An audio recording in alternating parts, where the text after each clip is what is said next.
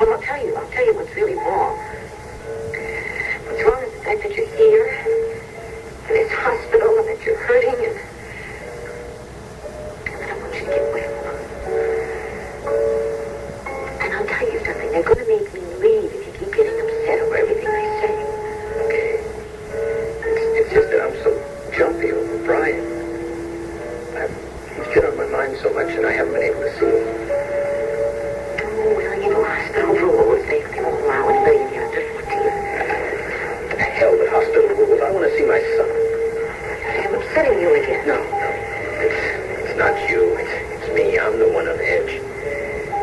I just feel that I've lost so much time with Brian. I want to tell him that I'm his father. Pat, I know it's hard to understand that anything good can come from an accident like this. But I think there has. I really understand the part that he plays in my life. I want him to have my name.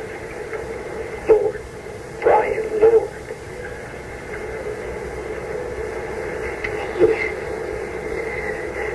Why don't we just talk about you getting well, huh? Well, spirit's fine.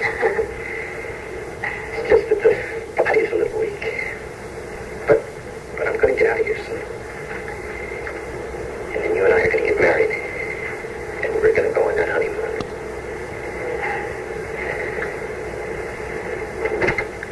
Sorry to interrupt. Oh, you certainly came at the wrong time. Mrs. Kendall, you're getting tied up. All right.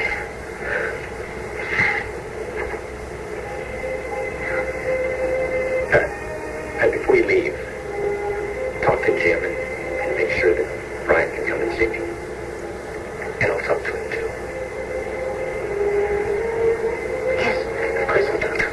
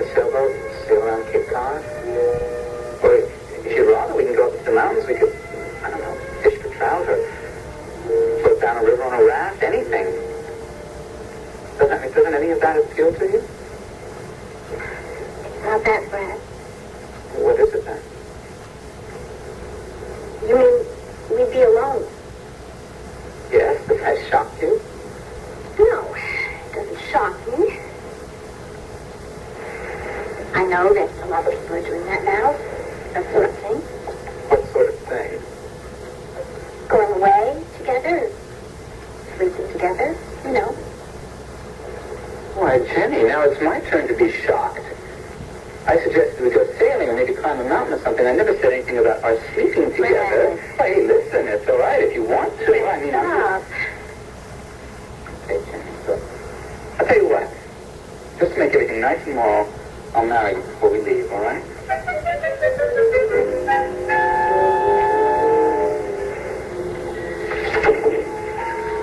Mr. Lord, Josh. Hey, Dr. Gray. Wait a minute, Dr. Gray. Abbott. What are you, some kind of a jack in the box? No, I'm just a guy who keeps running into people who don't have time, who don't give a damn, who think that the problems in the river are going to disappear all by themselves. A moment, young man. Don't you get presumptuous with me. It happens I give more than a damn, and I do want to help. All right, well, here's the thing. You see, people still think they're going to get diphtheria or typhoid fever or some other disease from the dark ages simply because the water's bad. Richard, please call my office and we'll set up an appointment. Well, can you look at these test results at least? Excuse me. Oh, Peter, do you have a minute? Oh, I was just about to come looking for you. How's Tony doing? The ladies began to cause a lot of trouble. All right, good. That's very good. Yeah. Peter, I'd like you to meet Richard Abbott. Richard, this is Dr. Peter Jansen, who has quite a background in environmental problems. As a matter of fact, he's from San Carlos. Didn't you mention something about having spent some time there? Yeah, I was there for 2 years. Good, good. Well, if you two will excuse me, there's a patient being presented before the surgical board for diagnosis and prognosis. Since I'm doing the presenting, I better be there. Hey, Dr. Craig, you're not trying to get rid of me again, are you? No, Richard, I told you to call my office, and I meant it. Besides, I don't think there's any way of ever getting rid of you, which is probably a good thing for all of us. I'll see you later. All right, I'll call your office. Right. How'd you like San Carlos? Oh, it depends what you're talking about. I love the countryside, the beauty. Must be one of those beautiful spots in the whole world, but I hated the poverty. Then again, I love the tranquil, gentle way of life. I know what you mean. What were you doing there? Well, during the day, I was working on a program studying the protein deficiency in children. The kids down there are on diets you wouldn't feed your dog. And after my day's work was done, I'd go back to the villa my mother rented, and we'd have lavish dinner parties on the beach with lots of rich food. Real lesson in the ways of the world. Sounds like we share similar viewpoints on those realities. I'm a children's doctor. I've seen pretty much the same thing you have. Poverty rules that country. Listen, why don't you and I get together, huh? Talk about the problems right here on Landview. What do you say? I say great. Sure. But this is not the place to do it. I never have 5 minutes here. Look, tomorrow I'm scheduled to work out at the Landview Health Club. If you'd like to meet me there, we can talk. Yeah, terrific. Well, look, I better get back to the banner, huh? Sure. I'll see you. Hold that elevator, huh?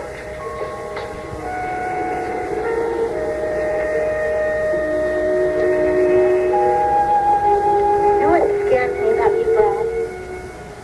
What, my ears? No, your ears are nice. Oh, thank you. I'm glad you like them. What scares me is that you always seem to get your way. Listen to me, Jenny. If I get you, I promise that you will be happy and pleased that I did. You even thank me for my persistence, and I promise I'm going to keep on trying, too. Brad, it won't make any difference. It's all right. That's my decision. Hey, look, I can understand about a marriage. I mean, that's a whole lifetime. But a vacation, 1 week, one lousy little week, Jenny. Think how good it would be to get away from here. We could laugh, talk, walk along the beach, look for seashells.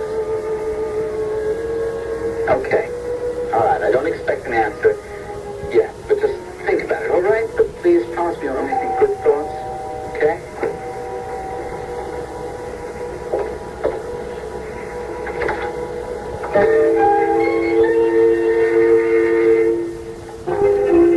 Well, Hello, Jenny. I wonder if I might speak to Katherine. she's not here now.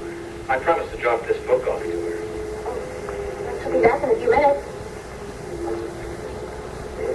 Would you like to come in and wait? All right. Yeah, I'll come right on in. Don't worry that the situation might be a little sticky, because I'm just on my way out. I'm glad to see you, Brad. I'd like to talk to the both of you. Yeah, I bet you would. Nice little fireside chat, a little fatherly advice, care for the loved one. Thank you, no. I've had a little glimpse of just how destructive that your fatherly instincts can be. Dad, stop it. You're right, I'm sorry. I'll call you later.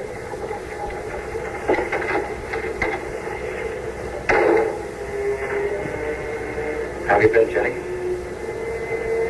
All right. I had a lovely surprise this morning, and I wanted to share it with you and Brad. I'm sorry that he left. Oh, he really did have to leave, you know. He had to get back to the club. It really wasn't because he was here. So, what's the surprise? For something that gave me a good deal of peace. I hope it can do the same for you. Oh, I'd like that. So would I, Jenny. I was talking to my attorney this morning. We were going over Naomi's will. And he told me that 1 month before she died, she made an addition to her will. She made a request that she be given an antique brooch. I know which one. You do? Oh, yes. She was wearing it one day, and I saw it. I admired it. I said it was beautiful. And she said something about my having it one day. It was an awfully nice gesture on Naomi's part. She's saying that you're not to blame, Jenny. Listen to her. It was very kind. And it was very nice of you to tell me about it. I wish I could tell you something every day to make you smile. So how are you? Well, I'm all right. Gradually getting the pieces of my life back together again. Jenny, the symphony is in town next week. I have 2 tickets for Wednesday night. Would you be able to go with me? I can't. I'm babysitting. Well, wouldn't they understand if you asked them to get someone else? No, I don't think that would be possible. Jenny, I'm only asking you because of the music. I wouldn't do anything to make you uncomfortable. I can't. All right. I hope someday there will be something that we can share together as friends. Well, tell Kathy I dropped this book off. And,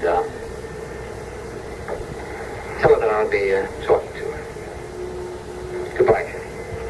Goodbye. Thank you for telling me about the brooch and for asking me to the concert. It was my pleasure. Bye.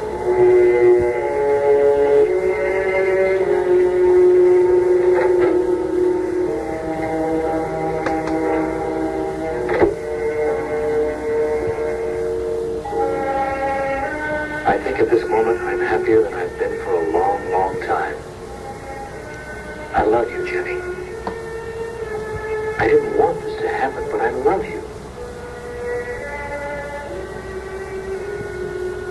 Would it have been so wrong just to listen to the music with him? To sit next to him? Why do I feel I always have to say no? Is it wrong to want to be with him?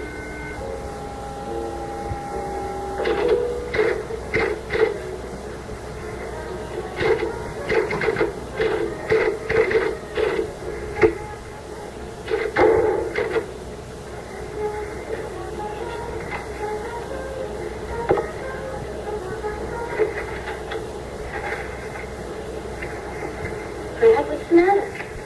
Nothing, I'm fine. Where's all the stuff you like to get? I asked them to deliver it.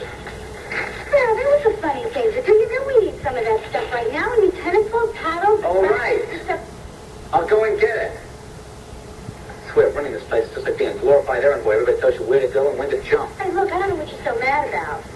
Just trying to help. I ran into the husband of the year. Who's that? My father. Why can't he leave me alone? I just want him to stay out of my life. Because he's your father? Well, what does that give him? Divine rights or something? You know, it seems to me you could have a little respect for him. Listen to me, Lana. I don't need any advice from you, least of all about my family.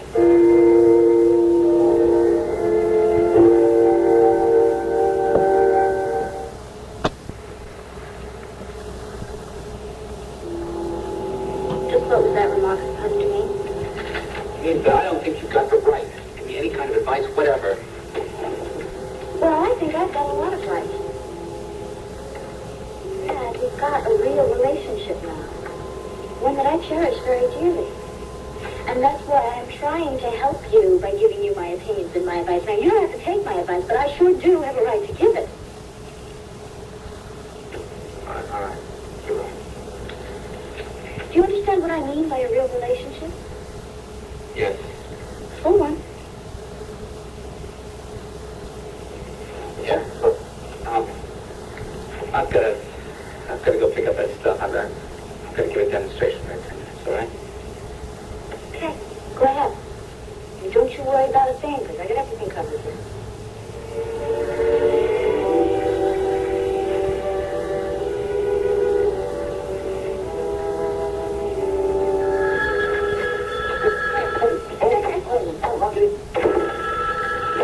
Roberto's Taco City, we deliver. Hello. Oh, Pat. Hi. How are you? I'm just fine. Just fine. Is Brian there, please? Oh, yeah, sure. Just French, Hey, Mom, wait till I tell you what an unbelievable day we had.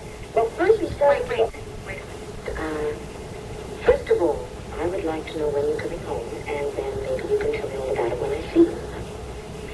Well, I was wondering if I could stay here for dinner. Dad's sort of tired. Brian. I would like you to come home for dinner.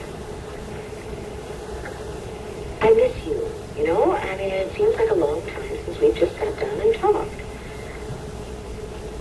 Besides, I went to see Tony today, and I want to tell you about my visit with him.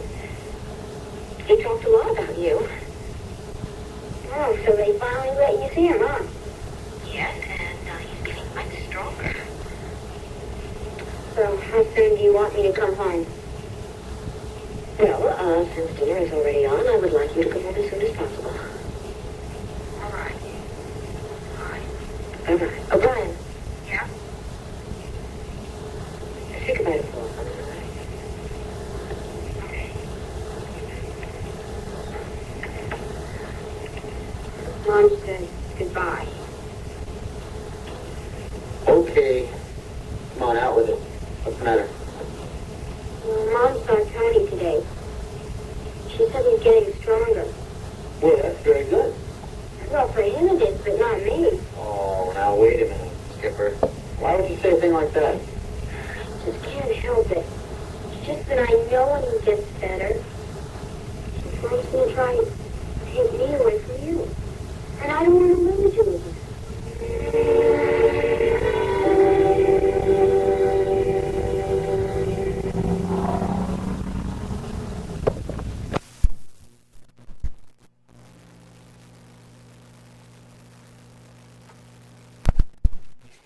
That's a fancy word for the awfulest stuff you ever saw. And it's pouring out of the Dorak factory pipes into our river. Do your superiors know about this? Superiors? Mr. Briggs, Mr. Riley. No, not yet. I think you should tell Mr. Riley immediately. Really big story, huh? Very big story.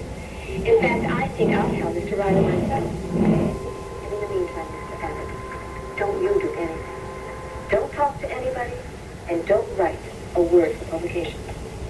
Now, do I make myself clear? Goodbye, Peter.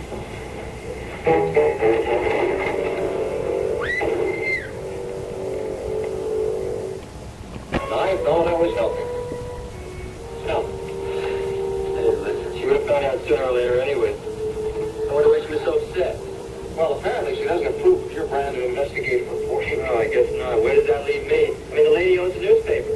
Well, I wouldn't worry about it too much. In the first place, if Joe Riley likes your work, he's safe. Well, that's good to know. Ed?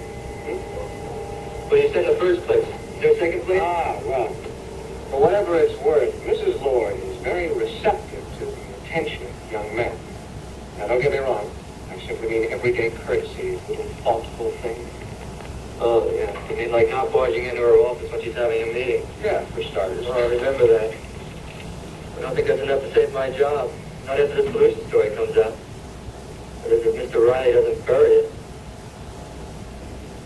does, well, the job's not worth having anyway.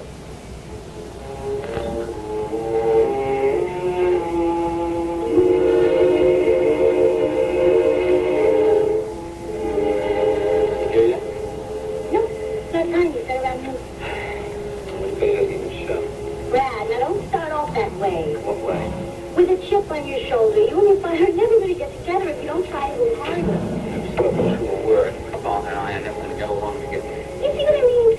Think of enough before you even start. Look, you said something the other day that I remember, because I thought it was very sweet of you. When I mentioned how pretty you did in Mother's funeral, you said you had to be for your sister's sake. So? So, can't you do this for her too? She loves your father very much, doesn't she? Of course she does. She loves you. She looks up to you. I know that because I've seen the way she looks at you when she doesn't think anybody's watching. And wouldn't it make her happier than anything else in the world if the three of you could get together as a family again? Now, wait a minute, Lana. There's a limit to what I will do for Sam. And I will not kiss my father's feet, and I will not move back into that house. Who's asking you to, huh? I have a feeling you were about to. No. I don't think your father will either. What all you have to do is get in touch with you. You just wait and see. You just meet him halfway, and if you don't blast him the minute he walks in the door. Hey, man, I'll leave him now. Now, be nice to him. I'll try. Okay. Dr. Gray, come on in. Dad's waiting for you. Thank you, Lana. Can I get you a coffee or anything? No, thank you. Okay. Excuse me. Dan, sit down. Make yourself comfortable. Brad, I came over here for only one reason, to give you a message. Now, you've got to stop this terrible thing that you're doing to Jenny.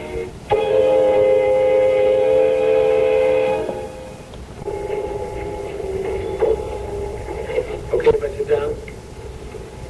Yeah, cool. What are you doing? What guy? I'm having a tennis lesson. Your secretary told me I'd find you here. You seem to be a little disturbed about something. Yes, Pat, I am disturbed, and so is Brian. Oh, well, no matter what I do these days, Brian is disturbed about it. I assume he told you about our fight last night. Yes, he did. And normally I wouldn't interfere in a personal matter between you and Brian, but in this case I have to. Because I can't believe that we forced Brian to see Tony. Why is it that I don't believe you? Because you're the skeptical type, I suppose. Now, Dorian, will you please go away so I can get some work done? Joe, you really don't look very well. Damn it, will you stop playing doctor? No, not as far as you're concerned, never.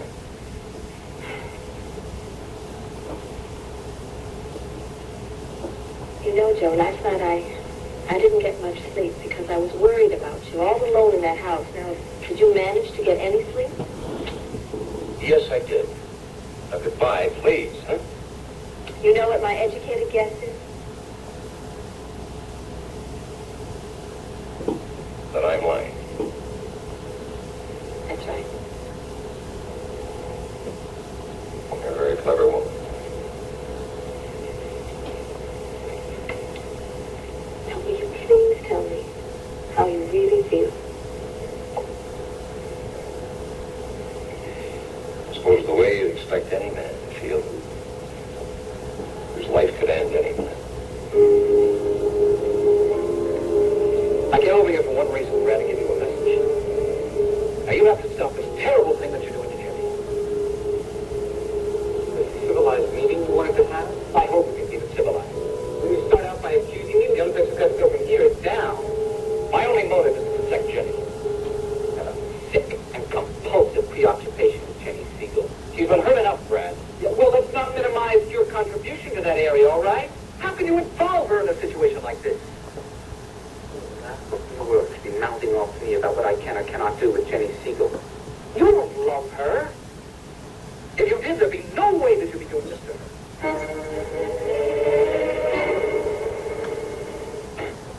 See, I knew I shouldn't have left you alone last night. If you had stayed at my place, I wouldn't have let you have thoughts like that. Dorian, what I need, nobody gives me. Shiny. Okay? Get rid of all those days I have to wait between now and that CAT scan. Clear up the calendar. Let me find out once and for all whether or not this tumor is going to kill me. Nothing is going to kill you. Now, will you stop worrying about it? It's reality. Reality is a pretty miserable thing. That's because you're letting your mind dwell on it.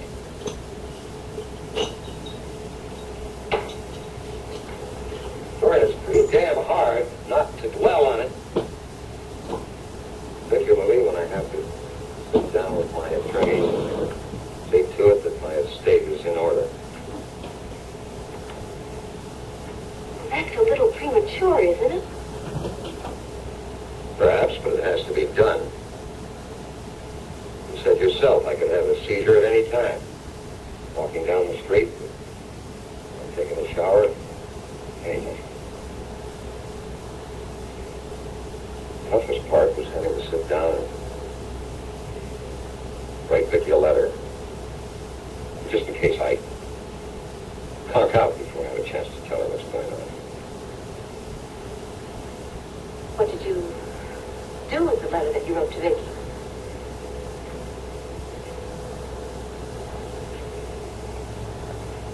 Put it in my safety deposit box.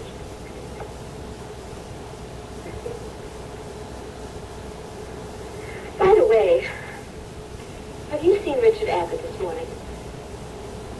What? I think he is a fool and an opportunist who will stop at nothing to get a story published. And I'm going on record. If we don't do something about him, that boy is going to get this paper a lawsuit. Well, I didn't realize I had said anything so amusing. Well, I told you before, Abbott reminds me of myself when I was his age. Marvelous. I just don't want to see the banner go broke while he's growing up. Don't worry about him, darling. Like you. What did Brian tell you? That you're insisting that he see Tony. Well, Tony is his father. Pat, Brian doesn't know that. And he's very anxious and very tense about your forcing this visit on him. Did it occur to you that Tony is very tense and very anxious about not seeing his son? But you are asking Brian to lie. You told him not to mention my name. Mr. Craig gave permission for Brian to visit her. He was the one who suggested that I keep that from him in the newspaper. Don't you see the awkward position you're putting Brian in? All I'm asking him to do is just to not volunteer any information about you. That's not all you're asking him to do, and you know that as well as I do. You're asking that kid, who hasn't got an ounce of deceit in him, to go in there and act as if nothing has happened, as nothing has changed. You're asking him to stand by Tony's bedside and smile and say that there is nothing new and hurry up and get well. Don't you see how wrong that is?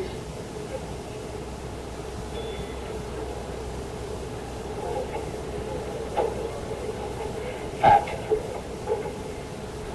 look, why don't you have dinner with Brian and me tonight? Well, Brian's always saying how much more fun it would be if you came along. Don't you think it would confuse him more? Oh, no, not at all. I think it would demonstrate to Brian that at the very least we're still friends. Richard! Hi! Hello. Oh, Well, this was very dramatically vintage. What happened? It's obvious that you're having an affair with Lana. Not obvious, it's not your damn business. It is my business when my son demonstrates a total lack of morality.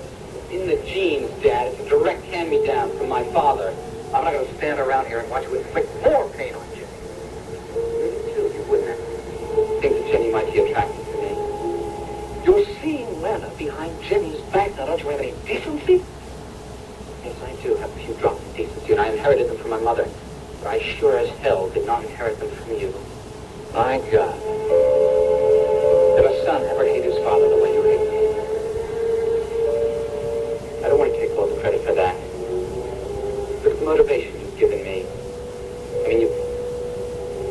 mother, you go after my girl. It's not like I won this hate contest all by myself. God help us both, bro. And where are you running off to now? You gonna go tell Jenny about Lana? I can see a doctor, super psychiatrist there, giving her all the sordid little details because he doesn't want her to get hurt. I mean, is that right? Did I call that shot, Dad? I have no intention of seeing you. Well, if you do, we both know what the motivation will be. You'd gladly spill your guts to her about my alleged affair with Lana, just so you could win a few points for yourself.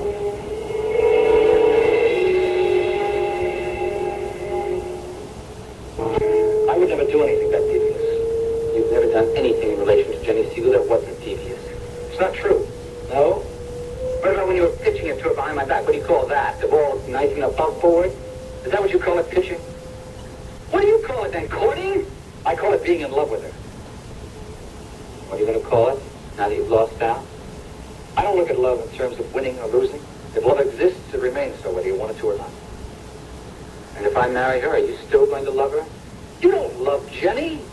You couldn't have this affair with Lana. You didn't answer my question. I'll love Jenny for the rest of my life, and if you do anything to harm her, I'll never forgive you. Am I supposed to care? I mean, after all you've done, I'm supposed to care whether or not you forgive me? All I've done? You're responsible for my mother's death.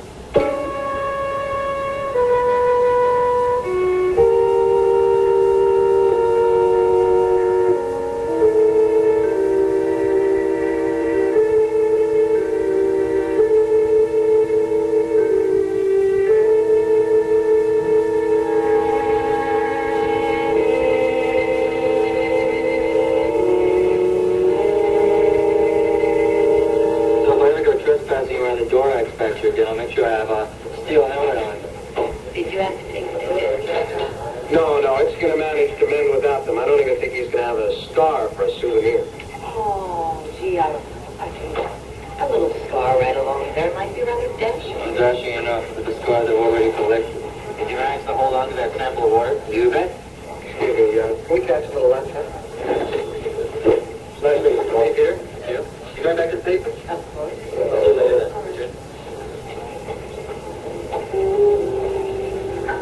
Okay, you were debating about whether or not to have dinner with Brian and me.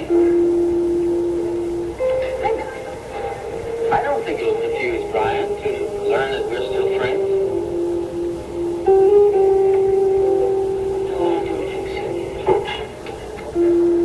There's something else troubling you, isn't it? Yes. We are more than just friends.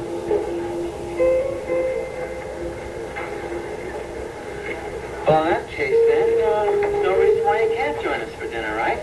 7 o'clock, all right?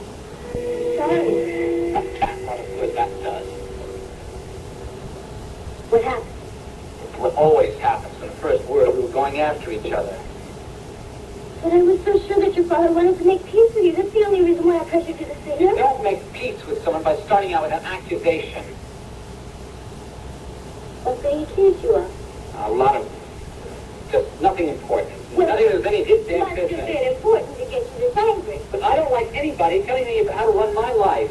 Well, okay, I can understand that, but you're not living with him anymore. You don't need him to support you. Why doesn't this man roll right off your back? He's got a medical degree. He thinks he knows everything. You should have seen him standing here so smugly, lecturing me about morality. What was he moralizing? The meaning of love. Why would he want to talk to you about that? Who knows? Anyway, I just want to drop the subject, all right? Can you say anything to you about that? Lana, I said I want to drop the subject, You just okay? take it on me, your father. I don't know why you have to take it on me. Well, possibly because you're the nitwit who suggested the thing in the first place. Sometimes you can be so cruel, Brad. You know the only reason you tried to put your father with you was to get you back together again.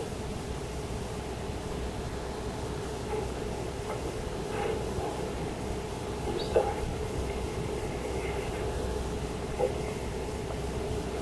Why do you put up with me?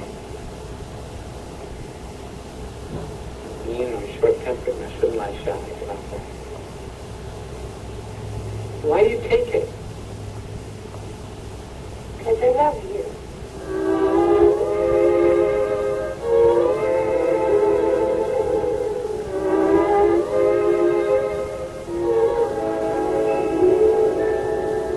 Oh, time we better get back. You're right. You know, I envy you two people working together. We ought to be in. You known each other a long time? Yes. Great fondness and respect. Well, I hope I can make friends like that at the Banner. You will. Well, since you're both unanimous about it, I guess that clinches it. Assuming that the Dragon Lady doesn't get me fired first. Who's the dragon lady? No, Richard made the mistake of tangling with Dorian Laurie his first few weeks on the job. Nothing serious. I hope not enough to get you fired. Well, I don't think I was doing anything except standing up for my rights doing my job. But she thinks I'm insolent. Okay. Cool it with her if you can. I do my job, Peter. See you good people.